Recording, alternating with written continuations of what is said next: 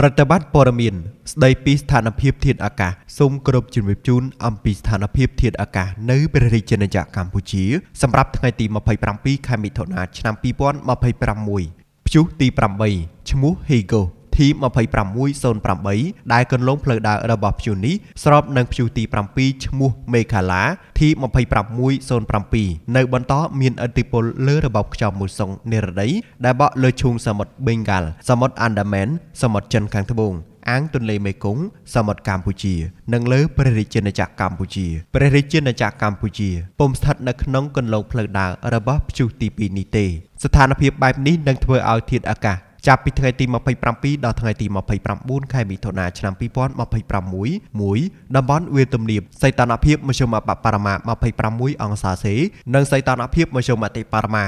36អង្សាសេខ្យល់បក់មកពីទិសនិរតីនិងទិសអាគ្នេយ៍មានល្បឿនមធ្យម3ម៉ែត្រក្នុង1វិនាទីខេត្តបន្ទាយមានជ័យបាត់ដំបងពោធិ៍សាត់សៀមរាបកំពង់ឆ្នាំងកំពង់ធំកំពង់ចាមត្បូងឃ្មុំស្វាយរៀងព្រៃវែងតាកែវកណ្ដាលនិងភ្នំពេញអាចមានភ្លៀងធ្លាក់ជាមួយខ្យល់កន្ត្រាក់និងផ្គររន្ទះក្របដណ្ដប់លើផ្ទៃដី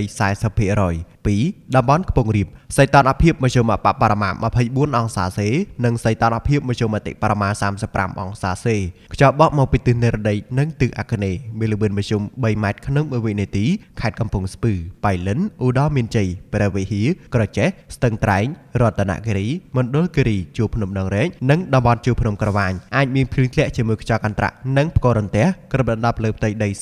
30% 3តំបន់មាត់សមុទ្រសីតុណ្ហភាពមធ្យមបរិមា25អង្សាសេនិងសីតុណ្ហភាពមធ្យមអតិបរមា35អង្សាសេខ្យល់បក់មកពីទិសនិរតីនិងទិសអាគ្នេយ៍មានល្បឿនមធ្យម2ម៉ែត្រក្នុង1វិនាទីខេត្តកោះកុងព្រះសីហនុកំពតកែបនិងជួរភ្នំបូកគោអាចមានភ្លៀងធ្លាក់ជាមួយខ្យល់កន្ត្រាក់និងផ្គររន្ទះក្របដណ្ដប់លើផ្ទៃដី